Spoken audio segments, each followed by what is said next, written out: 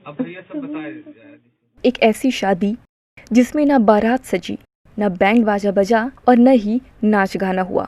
8 दिसंबर को घर में खुशियों की शहनाई बजने वाली थी, लेकिन डोली में सवार होने वाली दुल्हन अब स्ट्रेचर पर लेटी थी और दूल्हा इसी हालत में उसे मंगलसूत्र पहना रहा था।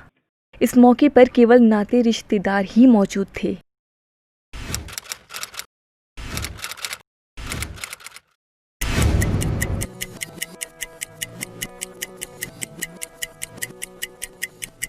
तारीख थी 8 दिसंबर की।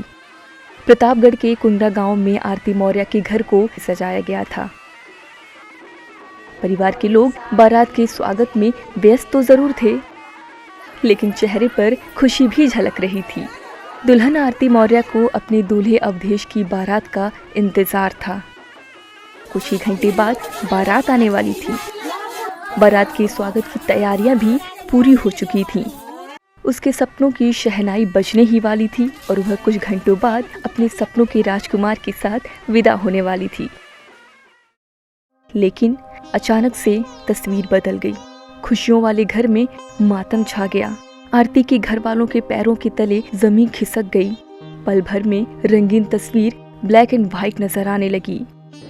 और वो बच्चा जो है बल्ली के साइड जो बंधा हुआ था वो भागता हुआ जा रहा था, तो आसानी से उसको बुला रही थी। बच्चा आगे निकलता जा रहा था, तो उसी के पकड़ने के चक्कर में बल्ली फिसली या पैर फिसला, अब इसको ईश्वर जानते हैं।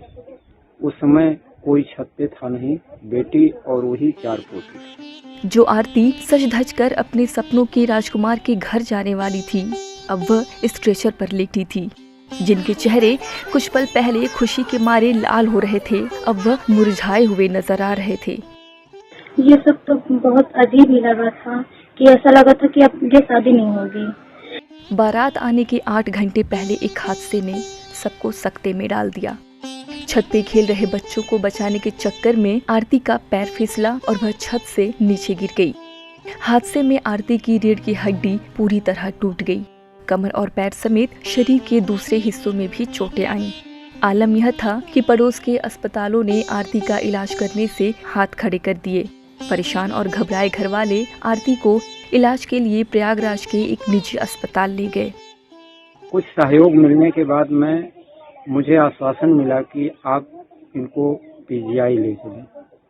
फिर पीजीआई शासन के द्वारा या कुछ संसद जी के द्वारा वहाँ भेजा गया है, लेकिन अभी जो है अभी शिफ्ट नहीं हुई। आरती की हालत देखने के बाद डॉक्टरों ने बताया कि वह फिलहाल अपंग हो गई है और कई महीनों तक बिस्तर से उठ भी नहीं सकती। इतना सुनते ही घर वालों को लगा कि लड़के वाले शादी से इनकार कर देंगे, लेकिन उन्होंने बोला मैं उन्हीं से शादी करूंगा, और ये सब बहुत ही अजीब लगा था उस वक्त। आरती के निराश परिवार वालों ने अवधेश और उसके घर वालों को सारी बातें बताईं। लड़की वालों ने आरती की छोटी बहन के साथ अवधेश की शादी का प्रस्ताव रखा, लेकिन दूल्हा अवधेश का जवाब सुनकर लड़की वाले चौंक गए। वजह कुछ नहीं थी, बस पसंद की बात है और प्यार था जो सब लोग का, और भगवान का भी किया गया है कि चलो ठीक है, जो किस्मत में था, मेरे नसीब में था, वही मुझे मिला है, कोई दिक्कत नहीं है। तो इसमें हुआ था कि छोटी बहन के साथ शादी कर लो। मैंने मना कर दिया, नहीं ऐसा नहीं है, जो है वो उन्हीं के साथ करेंगे। अवधेश ने यह भी कहा कि तय वक्त पर ही शादी होगी। इतना सुनते ही आरती के परिजनों की आंखों में आंसू आ गए। आनन फानन में आरती का इलाज कर रहे डॉक्टरों से बात की गई। खास परमिशन लेकर 2 घंटे के लिए आरती को घर लाया गया। उसे स्ट्रेचर पर ही लिटाकर शादी की रस्में अदा की गईं। ऑक्सीजन और ड्रिप लगी होने की सूरत में ही अवधेश ने आरती की मांग भरी। ओम सिंदूरम शोभनम रक्तम सौभाग्यम परिवर्धनम सुखदम मोक्षदम सिंदूरम प्रतिग्रहणम। अब विदाई का वक्त भी आ चुका था। पूरे रीति रिवाज के साथ विदाई के बाद आरती अपने ससुराल नहीं जाकर अस्पताल पहुंची। चोट आ गई मुझे, और उसके बाद मेरे ससुराल वाले को बताया गया कि ऐसी ऐसी बात है।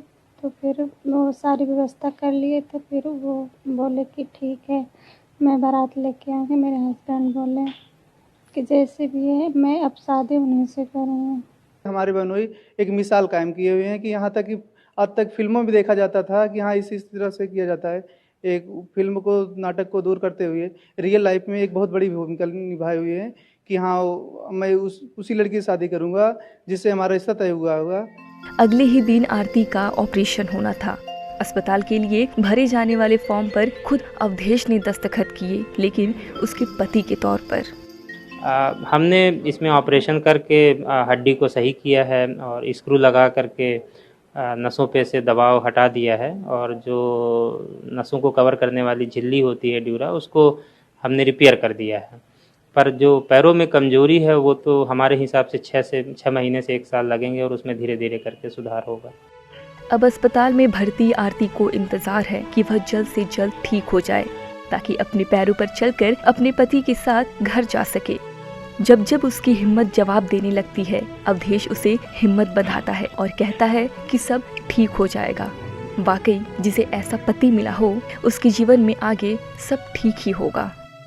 भगवान से उम्मीद जताता हूँ कि ईश्वर इन्हें भोलेनाथ सकुशल ठीक करें और मैं अपनी बेटी की विदाई धूमधाम से फिर से कर सकें।